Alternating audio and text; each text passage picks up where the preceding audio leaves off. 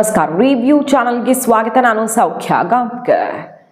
ನರೇಂದ್ರ ಮೋದಿಯವರ ಕಟ್ಟುನಿಟ್ಟಿನ ಸೂಚನೆ ಇತ್ತು, ಪ್ರಧಾನ್ ರಾಜೀನಾಮೆ ಕೊಡಬಾರ್ದು ಅಂತ. ಬೆಳಗ್ಗೆ ಅಷ್ಟೇ ನಿಮ್ಮ ಮುಂದೆ ತಂದಿದ್ವಿ ರಿಪೋರ್ಟನ್ನು, ಯಾವ ಕಾರಣಕ್ಕೂ ಪ್ರಧಾನ್ ರಾಜೀನಾಮೆ ಕೊಡಲ್ಲ ಅಂತ. ಬಟ್ ಈಗ ಧರ್ಮೇಂದ್ರ ಪ್ರಧಾನ್ ರಾಜೀನಾಮೆ ಕೊಟ್ಟಿದ್ದಾರೆ. ಅದನ್ನು ಅಕ್ಸೆಪ್ಟ್ ಮಾಡ್ತಾರಾ ಮೋದಿ, ಅಥವಾ ರಾಜೀನಾಮೆ ಕೊಟ್ಟರು ಅಕ್ಸೆಪ್ಟ್ ಆಗಲ್ವಾ, ಇದು ಗೊತ್ತಾಗುತ್ತೆ. ಬಟ್ 4 ಗಂಟೆಗೆ CJP ಜೊತೆ 3ನೇ ಸುತ್ತಿನ ಮೀಟಿಂಗ್ ಇದೆ. JP ನಡ್ಡಾ ಅವ್ರ ಜೊತೆಗೆ ನಾಳೆ ಮಧ್ಯಾಹ್ನದ ಒಳಗಡೆ ತೀರ್ಮಾನ ಮಾಡ್ತೀವಿ ಅಂತ ಹೇಳಿ ಟೈಮ್ ತಗೊಂಡು ಬಂದಿತ್ತು ಸರ್ಕಾರ. ಅದಕ್ಕೂ ಮುಂಚೆ ಪ್ರಧಾನ್ ರಾಜೀನಾಮೆ ಮಾಡಿದ್ದಾರೆ. ಬಟ್ ಇದು ಅಕ್ಸೆಪ್ಟ್ ಆಗತ್ತೋ ಇಲ್ವೋ ಅನ್ನೋದನ್ನು ಕಾದು ನೋಡಬೇಕಾಗಿದೆ. ಸೊ ಮೇಜರ್ ಡೆವಲಪ್ಮೆಂಟ್ ಇದು. 12 ವರ್ಷಗಳ ಇತಿಹಾಸದಲ್ಲಿ ನರೇಂದ್ರ ಮೋದಿ ಅವರ ಸರ್ಕಾರ ಬಂದ ಮೇಲೇ ಯಾರದ್ದು ರಾಜೀನಾಮೆ ಪಡೆದಿದ್ದಿಲ್ಲ.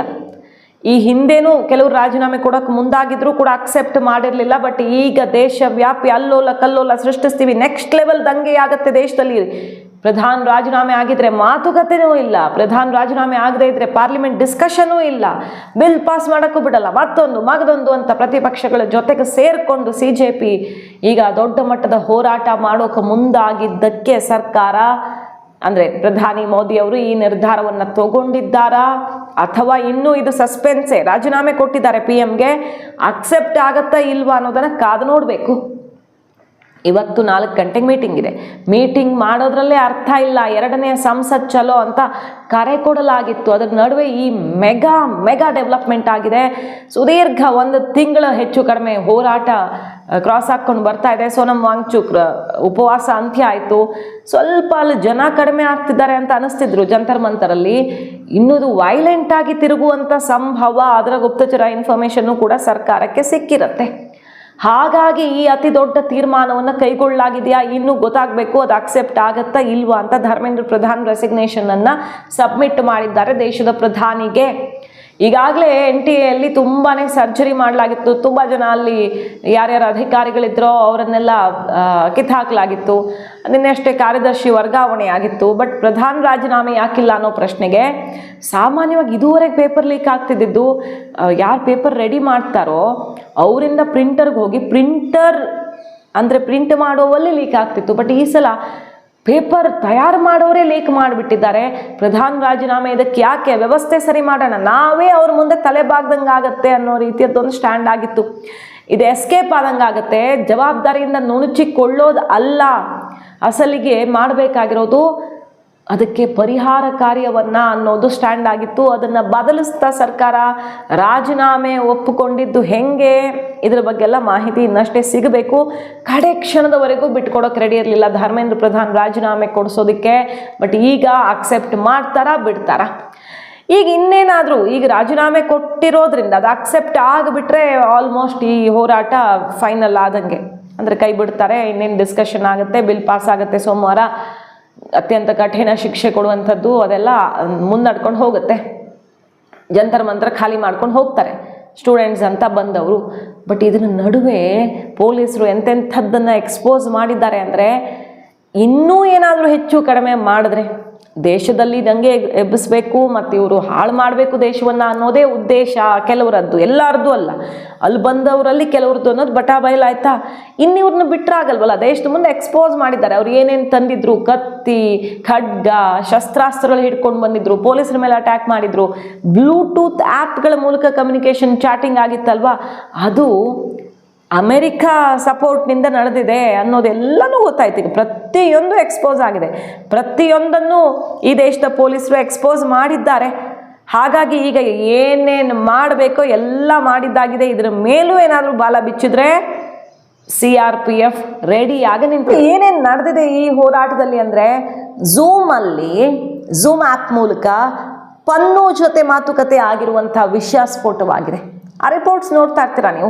ಖಲಿಸ್ತಾನಿ ಪನ್ನು, ಭಾರತದಲ್ಲಿ ಬ್ಯಾನ್ ಆಗಿರುವಂತಹ ಸಂಘಟನೆ, ಭಾರತದ ವಿರುದ್ಧ ವಿದ್ರೋಹವನ್ನು ಪ್ಲಾನ್ ಮಾಡುವಂತಹ ದ್ರೋಹಿ ಸಂಘಟನೆ ಪನ್ನು ಇಲ್ಲಿ ನಡೆಯೋ CJPಗೆ 10 ಕೋಟಿ, ಅಷ್ಟು ಕೋಟಿ, ಇಷ್ಟು ಕೋಟಿ ಅಂತ ಸಪೋರ್ಟ್ ಕೊಡೋದಂತೆ, ಕೋಟ್ಯಾಂತರ ರೂಪಾಯಿ ಘೋಷಣೆ ಮಾಡೋದಂತೆ. ಅದರ ಜೊತೆಗೆ ಝೂಮ್ ಆ್ಯಪಲ್ಲಿ CJP ಅವ್ರ ಜೊತೆಗೆ ಮೀಟಿಂಗ್ ಅಂತೆ.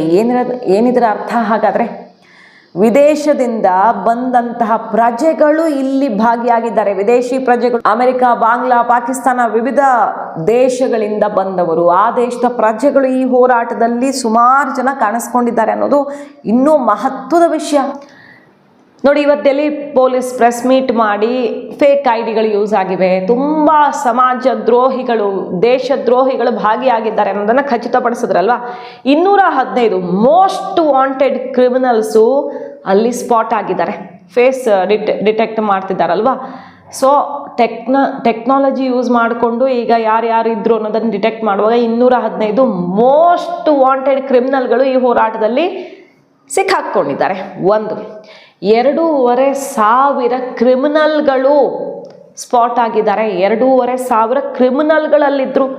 ಅದರಲ್ಲಿ 215 ಮೋಸ್ಟ್ ವಾಂಟೆಡ್ ಸಮಾಜ ವಿದ್ರೋಹಿಗಳು, ದೇಶ ಬಹಳ ದ್ರೋಹದ ಕೆಲಸಗಳನ್ನು ಮಾಡಿದವರು, ಸಮಾಜ ಘಾತುಕ ಚಟುವಟಿಕೆಗಳನ್ನು ಮಾಡಿದವರು ಆ ಹೋರಾಟದಲ್ಲಿ ಇದ್ರು ಅನ್ನೋದನ್ನು ಈಗ ಪತ್ತೆ ಹಚ್ಚಲಾಗಿದೆ. ಸೊ ಇನ್ನು ಮುಂದೆ ಏನು ಆ್ಯಕ್ಷನ್ ಆಗುತ್ತೆ ಅನ್ನೋದು ಎಕ್ಸ್ಪೆಕ್ಟೆಡ್. ಒಂದು ಕಡೆ ನೋಡಿ, ಸಿಖ್ ಸೇನೆ, ಯಾವ ಸಿಖ್ ಸೇನೆ ಸಪೋರ್ಟ್ ಕೊಟ್ಟಿತ್ತಲ್ಲ, CJP ಹೋರಾಟಕ್ಕೆ ಸಪೋರ್ಟ್ ಕೊಟ್ಟಂಥ ಸಿಖ್ ಸೇನೆ ಈಗ ತಿರುಗಿ ಬಿದ್ದಿದೆ. ಅಲ್ಲಿ ಹಿಂಸಾಚಾರ ನಡೀತಾ ಇದ್ದಂಗೆ ಖಡ್ಗ ಹಿಡಿದು ಪೊಲೀಸರ ಜೊತೆ ಸಾಥ್ ಕೊಟ್ಕೊಂಡು ಗೂಂಡಾಯಿಸಮ್ ಮಾಡ್ತಿರೋರನ್ನ ಅಲ್ಲಿಂದ ಅಟ್ಟಾಡಿಸಿ ಓಡಿಸ್ತಿದ್ದಾರೆ. ಅದು ಒಂದು ಇಂಟ್ರೆಸ್ಟಿಂಗ್ ಡೆವಲಪ್ಮೆಂಟ್ ಆಗ್ತಿದೆ. CRPF ಬಂದು ಇಳಿದಿದೆ. ಯಾವುದೇ ಕ್ಷಣದಲ್ಲಿ ಅವ್ರ ಆ್ಯಕ್ಷನ್ ಶುರು ಆಗ್ಬೋದು. ಅವ್ರ ಆ್ಯಕ್ಷನ್ ಶುರು ಆದರೆ ಏನಾಗುತ್ತೆ ಕಥೆ ಅನ್ನೋದು ಗೊತ್ತಿಲ್ಲ. CJP ಹೋರಾಟ ಅನ್ನೋದು ಯಾವ ರೀತಿ ಆಯಾಮ ಪಡ್ಕೊಂಡಿದೆ ಅಂದರೆ, ಸರ್ಕಾರ ಇಷ್ಟು ದಾರಿ ತಪ್ಪೋ ತನಕ ಕಂಟ್ರೋಲಿಗೆ ತಗೊಳ್ಳೋಕ್ಕಾಗಲಿಲ್ವಾ, ಅಥವಾ ವಿದ್ಯಾರ್ಥಿಗಳ ಮೇಲೆ ಬಲಪ್ರಯೋಗ ಮಾಡಿ ಇದು ಇನ್ನೊಂದು ಹಂತಕ್ಕೆ ಹೋಗುತ್ತೆ ಅನ್ನೋ ಕಾರಣಕ್ಕೆ ತಕ್ಕ ಮಟ್ಟಿಗೆ ಕಂಟ್ರೋಲನ್ನು ಬಿಡ್ತಾ ಸರ್ಕಾರನೇ. ಗೊತ್ತಾಗಬೇಕು ಈಗ ಪ್ರಧಾನ್ ರಾಜೀನಾಮೆ, ತಾನು ಜವಾಬ್ದಾರಿ ಹೊತ್ತು ಹೊಣೆ ಹೊತ್ತು ಬಹಳ ದುಃಖದಿಂದ ರಾಜೀನಾಮೆ ಕೊಡ್ತಾ ಇದ್ದೀನಿ, ನಾನು ಯಾವತ್ತೂ ಜವಾಬ್ದಾರಿಯಿಂದ ಹಿಂದೆ ಸರಿಯೋದಿಲ್ಲ ಅನ್ನೋ ಮಾತನ್ನು ಆಡ್ತಾನೆ. ಅಂದರೆ ವಿದ್ಯಾರ್ಥಿಗಳಿಗೆ ಒಳ್ಳೇದು ಮಾಡೋ ನಿಟ್ಟಿನಲ್ಲಿ ನನ್ನ ಜವಾಬ್ದಾರಿ ಇರುತ್ತೆ, ಬಟ್ ಈ ಇಲಾಖೆ ಜವಾಬ್ದಾರಿಯಿಂದ ನಾನು ಮುಕ್ತಿ ಪಡೆದುಕೊಳ್ತೀನಿ ಅಂತ ರಿಸೈನ್ ಮಾಡಿದ್ದಾರೆ. ಸೊ ಸರ್ಕಾರದ ಇತಿಹಾಸದಲ್ಲಿ ನರೇಂದ್ರ ಮೋದಿ ಅವರು ಬಂದ ಮೇಲೇ ಇದು ಒಂದು ದೊಡ್ಡ ಬೆಳವಣಿಗೆ. ಆಗೇ ಇರಲಿಲ್ಲ ಇದುವರೆಗೆ ಇಂಥ ರಾಜೀನಾಮೆಗಳು. ಸೊ ಇದು ಒಂಥರ ಸೆಟ್ ಬ್ಯಾಕ್ ಆ ಸರ್ಕಾರಕ್ಕೆ ಅನ್ನೋ ವಿಶ್ಲೇಷಣೆ ಈಗ ಶುರು ಆಗುತ್ತೆ.